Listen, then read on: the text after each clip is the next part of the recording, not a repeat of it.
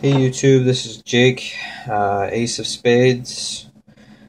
Today I'm going to be doing a review of my Hogue EX-02 that I just got back actually from Hogue. So I'll be going over their customer service and the knife itself. So let's get to it. It's actually not in the box. This is the box it comes in. And yeah. Inside there, it's got like a little foam thing to hold it in, warranty information, yeah, and the little silicone packet to keep moisture down. So get that out of the way. I actually purchased this on a guy from Instagram, actually, just like the Quartermaster, the Stretch, and this Mannix. I haven't actually been buying very many knives new. But it came fine. And after I used it for a little bit, the lock ended up starting to catch. So, and I would have to actually like stick something else in there onto the lock bar and pry it open. So I ended up contacting Hogue. They came back to me and warranty fixed it, even though obviously I didn't buy it from them. I sent it out to them. They fixed it free of charge, sent it back to me free of charge. And so this is basically, I've carried it a couple times, but I haven't used it. So this is basically how it came when I got it back. So it's just gonna, it's got the Damascus scales, which I think Hogue pretty much started on the. I've never really seen anyone else use it, but it looks very like rough and sticky and stuff. I guess like normal G10, or at least that's what I thought it was going to do when I ordered it and looked at it online. It looks like there's little bumps there, but when I actually got it out, it's completely smooth. I don't know if you can kind of maybe. So that surprised me. It still fits really good in hand and everything, but I was a little surprised that it wasn't as rough as it looks like. Um, so on this side, you've got the Hogue wow,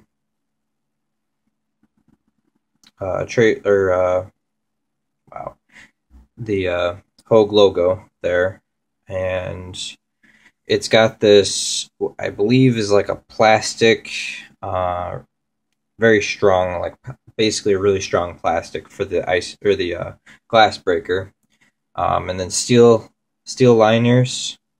They're like a coated steel.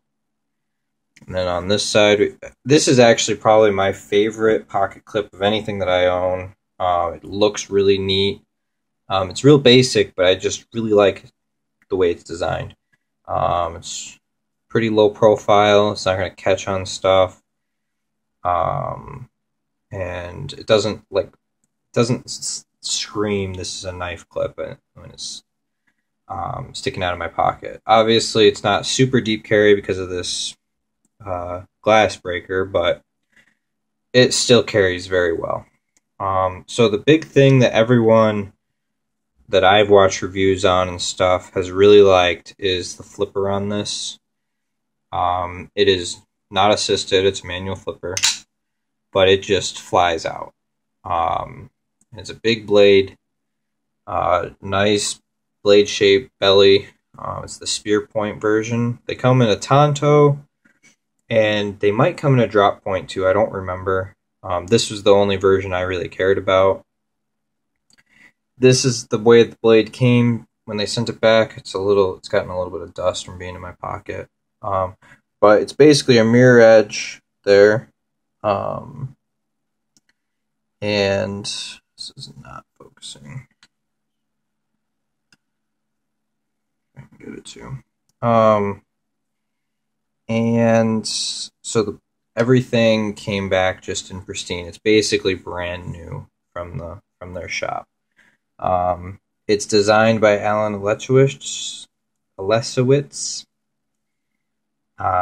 So there's his name on there, and I believe that's probably his logo. He's a very prominent knife maker in the community. Makes some very, very nice knives, which actually this surprises me as one of his knives, because normally his knives are a lot more gentleman style carry. This is kind of a tactical, hard use, like almost a bush knife size. Jimping's very good on top. I don't know why there's jimping on this part. There's really no point to it. You're not going to put your finger right here because it'll cut it. And when it's flipping, it's on the inside too. So, I mean, the only thing I guess would be maybe when you're going to use the glass breaker, it'd help it stay in there a little better, maybe. I don't really know what the point of it is. It does have a little safety thing. You basically, the liner is obviously able to move when it's like this, when it's down.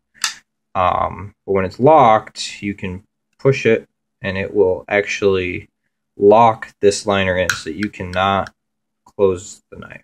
Just a safety thing. If you're going to be using it really hard, that's when you'd put that safety on. It's 154 cm steel, which is one of the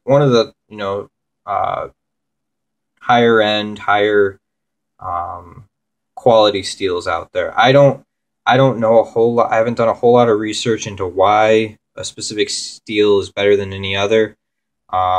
Obviously, the main thing is that it's going to hold an edge over time when you're using it,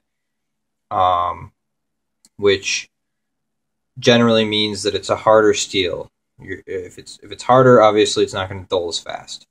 Now, the one problem sometimes that you run into with harder steels is that you can't get it sharp because it's just too hard to sharpen. So that plays in. The other thing is how stainless it is. It is a steel. They all say that they're stainless steels, but I mean, if you get a 440C blade and you don't take care of it, it's gonna get rust spots. It's just gonna. And honestly, any steel, if you really don't take care of it, if you're leaving it in water, unless you get like one of the Spyderco salts with the H1 steel, I would expect that it'll end up rusting. But the 154 cm, S30V, S35VN, all those steels are kind of the higher end, higher quality steels that if a blade's made with it, they're gonna be asking a higher dollar. It's on phosphor bronze washers. You can actually see them in there. I don't know how well the camera's gonna pick it up, but you can see it right there, that bronze color. That's the washers. So, which surprises a lot of people is that it really just flies out with very, very little effort. I mean, I can do it right-handed, I can do it left-handed. It comes out. So, normally, the blades that are on bearings are the ones that are like that. So, those are kind of the high points of this blade. It's got good blade steel. It's got an amazing flipper. If you're into the G-Mascus scales, if you like how that looks, that's obviously a plus. Some people don't like it. I'm kind of in the middle. It's a neat looking thing, but it's kind of at the same time it's a little bit I don't know what the word would be. Kind of almost tacky to me. I like to have just a plain G10 scale. I mean, a lot of people think this knife is almost like a tacky or something you'd find in a gas station or whatever with all these big, the bigger hardware and the double thumb stud and that kind of stuff. But to me, this is kind of the style I like. The multicolored scales to me are a little bit, I don't know. It's kind of like carbon fiber. For me, everyone wants carbon fiber. I'm big in the car community, and everyone wants their carbon fiber hoods and different parts to supposedly, I mean, it is lighter, but it's not going to make that much of a difference. And it's gotten to the point for me where people are just doing it because it looks like it's better. So for me, carbon fiber has just gotten to be a tacky type of thing, and this is kind of in the same boat. But I do like it. I like it better than a lot of other people probably like it. Just something a little bit different. It's just like Damascus steel. It's just different. And I don't think any of them are, identical. They've all got a little bit different, different look to them. So, the liner is another thing that I'm a little bit disappointed in. It is very thin. I don't know, the light's not real great here, but if you look, I mean, it's pretty much the whole liner is even with the blade here. Like if you look at the frame lock on this Quartermaster, that's a lot of steel there. And in my last video, I said this was a titanium frame lock. It is a stainless steel frame lock. But that's a big, thick chunk, and I would be very confident that this isn't gonna close up on me because it's just thick. The Hogue, this liner, I don't know. It seems thin to me. I don't know if it's a valid concern. I haven't hard used it. So it's but it is thin. Both liners are pretty thin. And I got small hands, so that just shows you that they're just not very thick.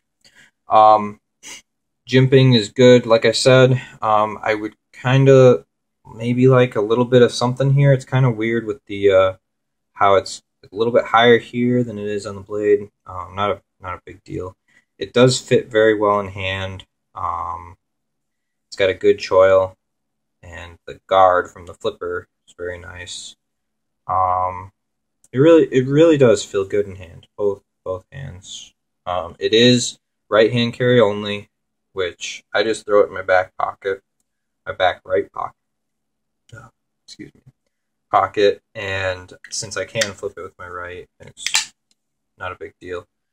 Or if I'm wearing cargo pants, I'll throw it in the just in the one of the cargo pockets. So that's the knife. I did touch on it a little bit.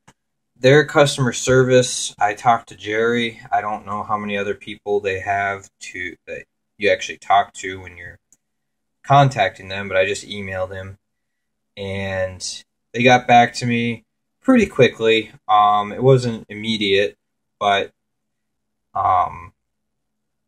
he was just very upfront, very personable. I really enjoyed talking to him. There was a little bit of some delays between emails.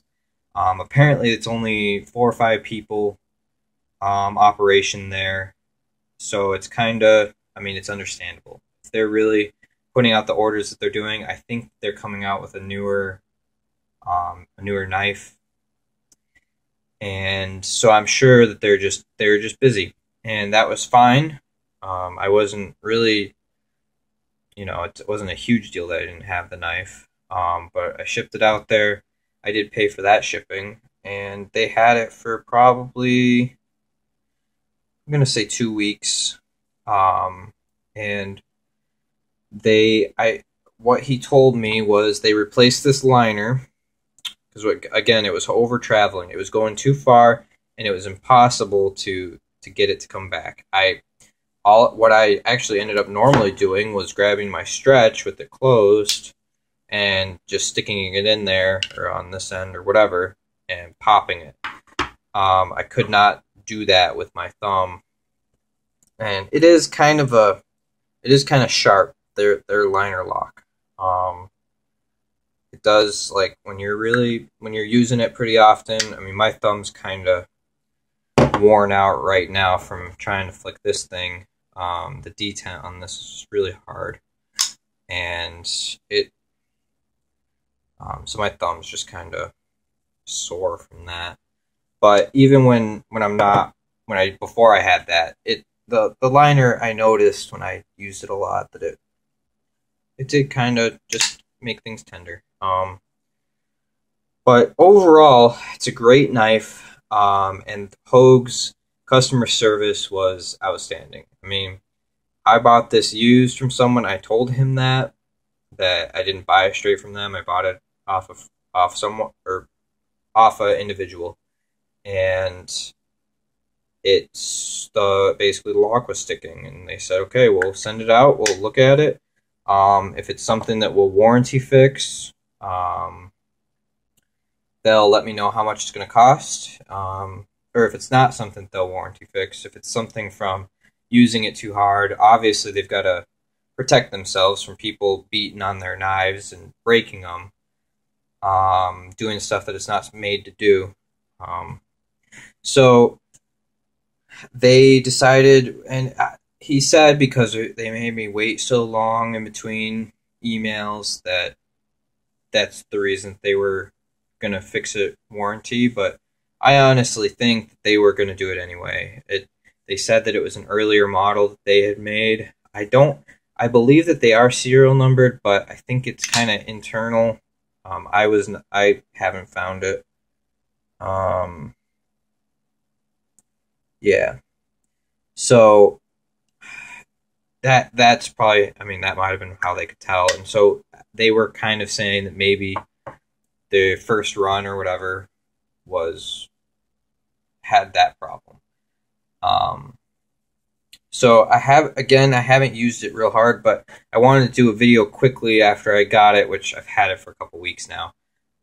But that before I used it real hard to show you guys how it came back. I mean, I didn't buy it new, but when it came back, the blade was polished. The blade was, it's got that mirror edge now, which I don't think it had when I sent it out. I don't remember. I know I didn't put it on because I don't know how. It's got a nice swedge here, which obviously I'm kind of getting sidetracked here, but it's got a nice swedge to make that diamond point there. Which this thing,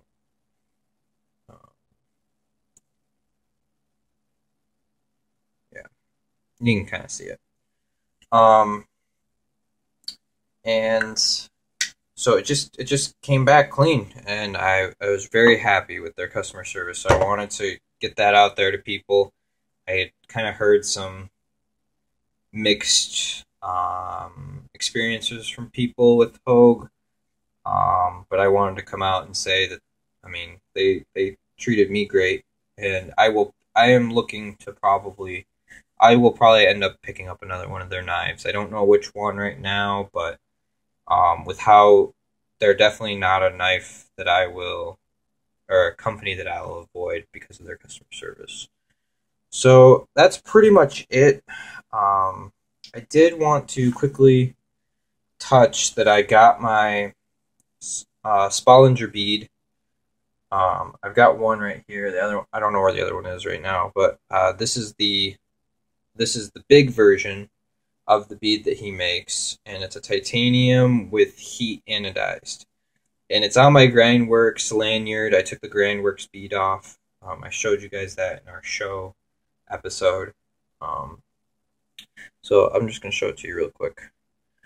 So what he's known more for his like lanterns that he does with tritium inserts. And so this is basically what the lantern has, or what the lantern's made, shaped, designed like.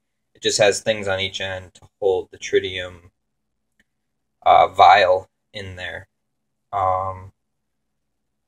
So I'm very happy with it. It looks great. It's a little bit lighter than I was expecting, but I mean, this is my first thing with titanium on it. So, and I actually just pulled it off there. So, but I got this from him, his Instagram for Black Friday. He was doing a deal, so I jumped on it. I got one of these. I got a blackened copper one and a plain brass one that looks kind of gold.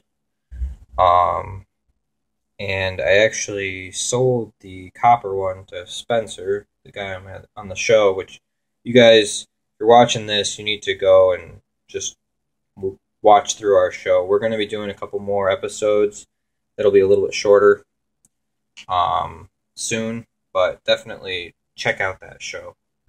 So that's pretty much all I've got for today. I figured I'd just do a good video with this Hogue. I'm going to do another video on this quartermaster once I had some more time with it, because that mail call video was terrible. So thanks for watching. Like, comment, subscribe. We'll catch you next time.